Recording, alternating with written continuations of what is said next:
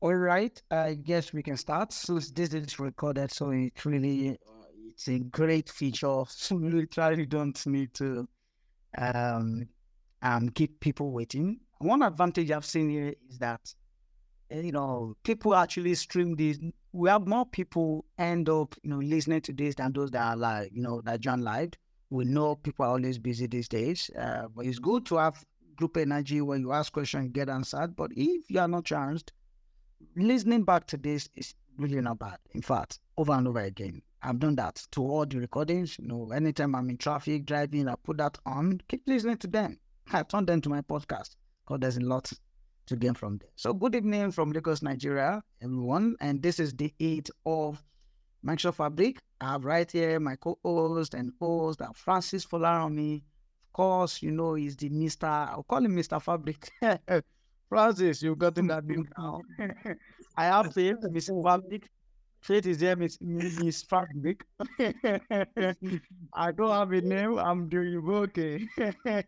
So today it's an exciting one. It honestly is been an exciting journey. We know how difficult it could be for people who are not visualizing this. Who are literally not playing with that platform. Anytime we talk about these things, we are wondering, okay, what is it? You can't relate. This is why practice, getting your hands dirty goes a long way. And, later this week, on Wednesday, we'll be having a live session, where we show Francis is going to walk us through end-to-end scenarios. I will also, personally, I'm also creating some learning track, touching each of these components, just the same way I usually teach and take notes. I actually teach by learning, I learn by teaching. I teach by learning. So both. Anyway, so anytime I try to teach something, I'm learning something. So when you teach, you learn twice. Okay, so today is about real-time analytics. And I'm going to, first, before I even, do some sort of highlight, I will let Francis start up today. Francis, are you okay with that? Then I can actually start. So what do you think? All right, then, Ola, no problem. Oh, great. So, good evening, everyone. How has been our day? Some end, my head it has been rainy. So, yeah, we are on day 8 of Fabric, which is getting started with real-time analytics. There is real-time analytics and then there is near real-time analytics. No matter how fast the data that you are querying or you are actually processing or analyzing is actually near real-time. But this is real-time analytics. And I'm sure if you have gone through the session, you realize that this is KQL and you'll be wondering that what is KQL again? Yeah, it's actually a very a language that is similar to SQL. Is a declarative language that is used to process data. Why SQL is to process structured data. You can actually use KQL to process structured and unstructured data and even semi-structured data. And it's actually very fast in as much as we have a data lake format for storage. There is actually the speed that comes with KQL. And when we talk about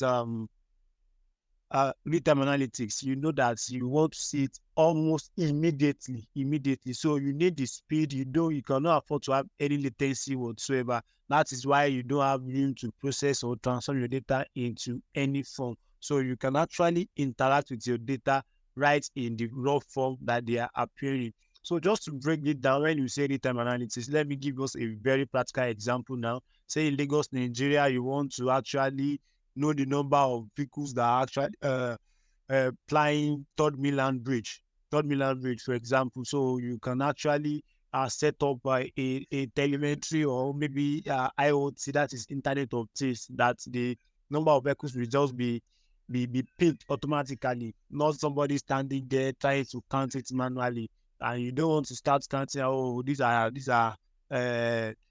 pickups, these are salon cars, these are trucks, they are black, they are yellow. So you don't have to wait. You can't wait to process all of these things. So that is what KQL can afford you. And then just like every database system, you can have a database also. And there is a format there that is called marginalized format. And that is some of the things that is slightly different from the traditional SQL that we know. Even though it's also a relational database system, but then you can use it to process their data in their raw form. So we have the KQL database, we have a KQL query, and then you can have a event stream. So that event stream is the technology that you can actually use, that you can capture events almost immediately, and then you can get your reports. And interestingly, you can actually save your views and your reports, and you can connect it to Power BI, and then you can see it in real time. So it's, that is just the basic of KQL. But I'm sure that with time, as we get to explore it more, we realize and unleash what KQL can actually do. So I think I will pass it on to Ola, and then it will expatiate more on real-time analytics. Thank you very much, Francis, for that illustrations and example you've cited. Good. The challenge people will ask is, what again is this KSQL, which is coastal, query language, or what exactly, why do we need it? Where do we use it? First, I spotted some example when you're tracking, cars in those scenarios. It has to be real time because it's not just the number of cars and the speed at which cars are passing. You also want to carry out and take decisions on top of those data. So wherever it's being stored, as that action is taking place, you want to also do something. For example, in developed nation where, if you pass through a traffic light, when it was red, it's red, you get charged. And in those scenarios, you expect that data to be completely streaming data, real-time analytics. And those activities actually happen almost immediately because once someone crossed that line, it captured the plate number, it retrieved some analysis they will do on top of it to retrieve the details of the driver, everything, and before you know what is there, you'll be charged. It has notified, the regular account, and you are getting mail, the next day or thereabout, someone knocking on your door and giving you this is your bill, for these things like that. If you truly want to do that, you need a real-time analytics. Now, much more than this, let's look at supply chain management. Inventory level, a scenario where for Jumia, you expect them to use that level of real time because when you're buying something on Jumia and someone is buying, and if you are not using real time analytics to deduct from stock and also update records, there's a lot of issues there. Let me start my example. So there's 100 in stock and you're waiting, and people are plenty on the website, you want to buy things. So if it is not real-time transaction processing, information, when someone is still checking out, you just realize that, a lot of people, under 1,000 people are asking for the same thing. Meanwhile, it's checked out already, it's out of stock. So you need real-time analysis to track those level of data. At some point, especially if you want to take action on top of them almost immediately. Also, we have website tracking, telemetrics. How many people visit my website, what's the details, what pages did they click on, what information did they view, what was the duration. Those things has to be captured real time, actually completely real time. We think about CRM. Yes, in a business today, customer relationship management. I've had that scenario when I was executing a project like that in the past, because the CRM needs to monitor, for example, live chat, customer interactions, support ticket in real time. When customer buys something, you can't say that's not synchronized. The customer could have bought that thing on your website and is now calling customer support. And on that CRM, you should see the details, of everything. So if that data is not synchronized in real time, customer is telling you, I just bought the product, but I didn't get my certificate. And you are now wondering, we did not see, you've not bought any product just because data is not synchronized. In that scenario, it has to synchronize. Your real-time chart, call logs, call centers. When you are making call, is audio, is streaming, but it's streaming live. And those information has to, be taken as in real-time analytics. Stock market data. Imagine the rate of the fluctuation of numbers. In seconds, milliseconds, nanoseconds, rates are changing in stock market. And those information, if you are thinking you want to, those of you that do Binance, or do those trading, before you click on a position like this, if you don't set it ahead, before you click on a position like this to make a buy, either it's lower than that or it's already higher. Those information are actually being tracked. Imagine the kind of database that takes them. So that's just examples. Social media data, for example, Twitter. Imagine the rate at which Twitter data are being stored, are being generated. Tweets, for example. Tweet images, different structures is being generated at very high speed. And it has to be stored somewhere because you want to retrieve, you want to do a lot of, you want to interact with it. That's the front end. How about the back end?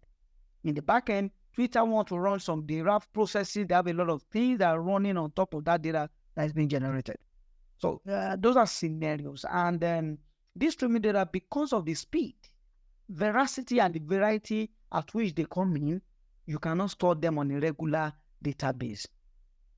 That is why we have the Custo database, which is optimized for storing that kind of information in such a way that you can now work with it almost immediately.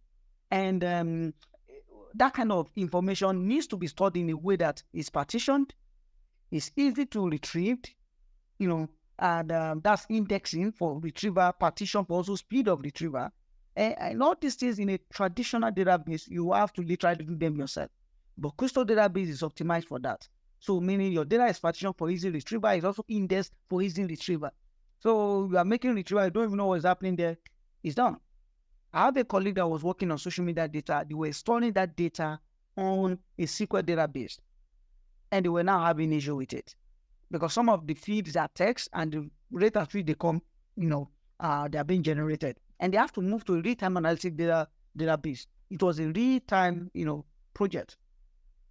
So because it's not optimized for that. If you want to query that database, if it is not Custo or any real-time analytic database, it's going to be challenging because there is still those databases are not optimized for that. So I've just stopped there. Also, within that Custo database, we also have the query set, which is similar to the SQL query that you write. Interestingly, I love Custo because the query, the SQL language there, the query language is very interesting to write. It's not really that hard. And then take, for example, some scenarios. If you want to select a table, instead of saying select star from a table, you don't need to be doing all those select star from a table. All you have to be more in height of the scenario is to say, you just put the name of the table. Automatically, it's going to load the table. You put the name of the table and you say, take 5. It's going to show you the top 5. Take 10. Go to the top 10. You want to summarize, put the name of the table and just say, there's a way you put an hyphen, not an hyphen, a block symbol, and just write summarize so by, maybe sum of quantity by gender, sum of age by gender. It doesn't want to summarize it for you.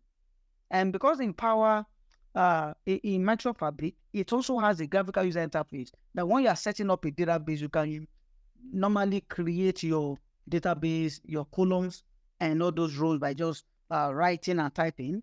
Meanwhile, you can also write your Custo query to create that. So for those who are used to all the big time analytics, you can continue to write your query. For some of you who have no idea, just having an easy entry point, then the low-code feature of Microsoft Fabric, which we've talked about repeatedly, enabling people like you and I who are not used to this technology before and who does not, who might end up learning it, but will take a longer time. But this low-code experience, having a point and click, is easing that process of learning these tools and platform. Okay, so if anyone has question, or anything we can add, we'll add it. But I think I need to stop here so that I can get to your topic. Yeah, okay. Before we even go to the questions, Lord, one thing I actually find interesting with this KQL is fact that I see like the pigeon of SQL because the syntax are very easy. Instead of saying select top 10, I see take 10. Like so like it's pigeon of SQL, and everybody knows it. So that's interesting. Another example I would like to make at this way is that would drive this is like, okay, take for example, now you are scrolling through your Instagram feeds and then maybe you just saw a page where they are selling wristwatch and then you check. Then what do you think that in matter of seconds, every post that is coming to your feed is just wristwatch? Because a data has been passed, a stream data has been passed, and then it has been captured. And then a decision has been made that, okay, this person is interested in getting a wristwatch. So that is why you get to see, wristwatch. So that is the technology behind some of these things. It happens also, on other social media. Things that you are interested in are what you see. Even in ads, if you click a particular page now where you start seeing ads, the data has been processed almost immediately, and this has been that, okay, this is what this person is doing. And you can imagine the kind of technology that you can unleash with this real-time analytics. So I'll pass it over to Faith so that she can actually moderate the Q&A. Then we can call it a day after. Thank you so much, Ola. Thank you, Francis. So I can actually relate to what you said about the KQL being the PG language of SQL. Because even in knowledge check, they selected questions, like they asked, and then which of the which of the keyword is used to limit results in a query, something around that, and then they said select, take, and project. And I think the answer there, I just picked on take, because I know that when I went through the this tutorial, I did not see where they use select so much there, and also in the, what was it called, the lab. So it's actually a very nice one. Oh, we have a question here. Okay. Ola is just saying coastal query language is the pidgin of SQL. All right, guys. So please, if you have questions, you can just come off mute and ask, or you use the comment section. So we have Honor, Jesus, we have Oluwatoni, we have Ed, we had Rafiu, Jimmy, we have Chidoze, Ayomide. Please, if you have questions, just come off mute and ask, or you use the comment section to ask your questions. So today is the 8th. We have 2 more days to go. We're bracing up ourselves. Please, if you have questions, come off mute and ask, or you use the comment section. Or should I ask how many of us went through today's module? Please react. If you went through today's module, you could just react using any of the emojis. Yeah, I did too, so I guess I'll just react.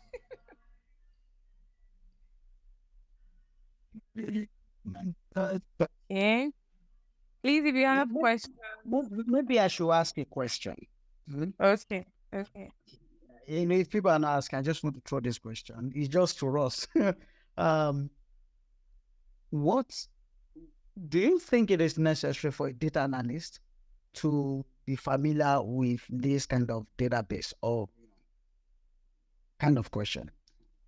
Do you think it's necessary for a data analyst to be familiar with this coastal database?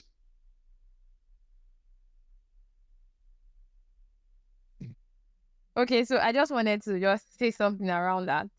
I stand to be corrected, but I think since this KQL is kind of similar to SQL, and I believe that SQL is a necessary tool for anybody in the data space generally to have. I think having this at the side is not exactly bad. It could also, improve your work and everything. So I think it's a good tool to have. So somebody is saying yes. I think Honor Jesus is saying yes. I don't know if you want to come off mute and back up your point with whatever it is that you have to say. And we ended her and probably. Yeah, I was thinking we have a question. Okay, somebody else is saying yes. Oluwatoni is saying yes. People should talk now. You're just typing. Say something. Oluwatoni, you don't want to talk.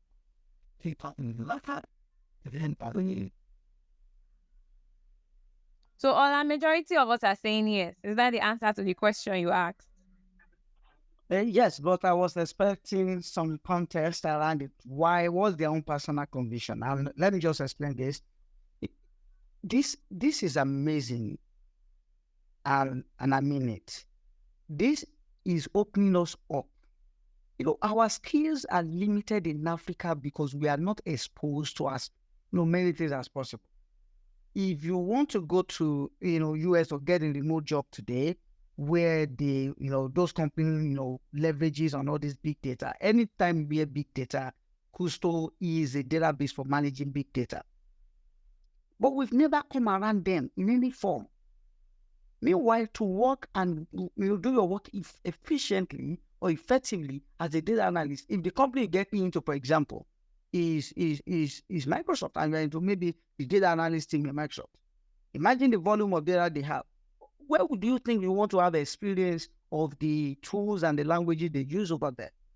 Everything is this pack. Even as a data scientist, you still need to write query. If you are writing a query against a custom database, So what will you write?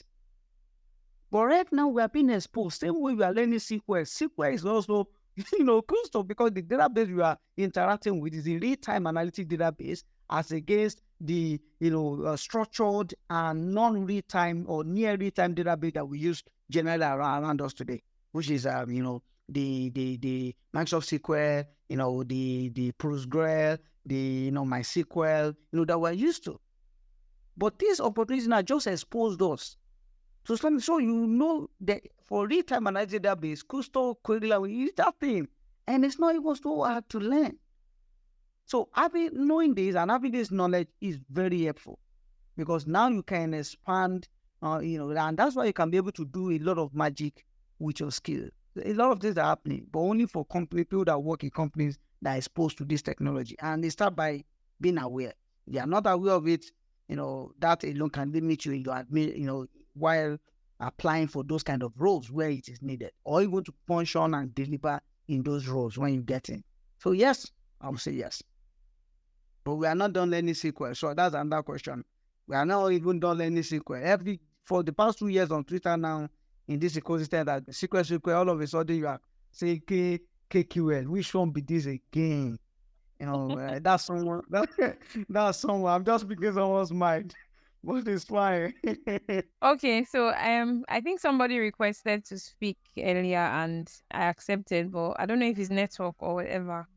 But please, if you still want to speak, we have about 6 minutes.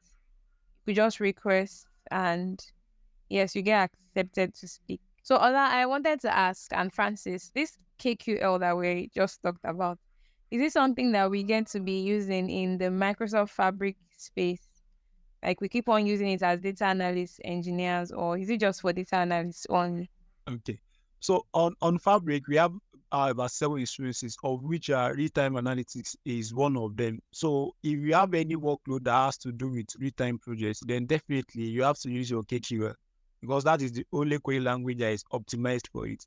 The indexing and the partitioning that Ola mentioned earlier is actually very important. That is what is making it easy for it to retrieve and fetch information in real time. So you can use your SQL for that because SQL to set up indexing and partitioning, it's something that you need the specialization or the expertise of a proper data engineer, and it can be very overwhelming. But when you have a database that it comes with it by default, which is your KQL database, so you will always want to use that as the right tool to get your work done when you are doing real-time analytics. So yes, anytime you need to do real-time analytics, KQL is your go-to guy.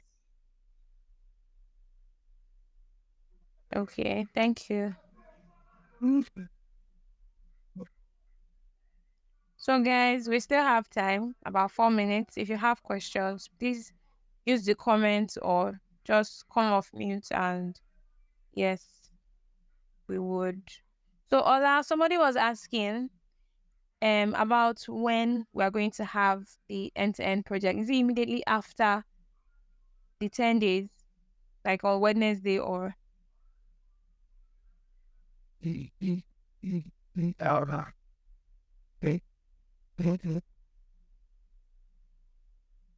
don't know if you can hear me, Francis. Yes, I can hear you. I think information about how the end-to-end session is going to be, we are going to give more details about it during our Q&A session tomorrow.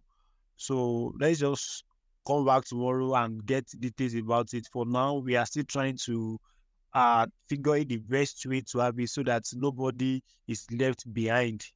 So by tomorrow, when we are converging again, we'll give information about it. Tomorrow is day 9, so the information about it tomorrow. Okay, thank you. Thank you so much.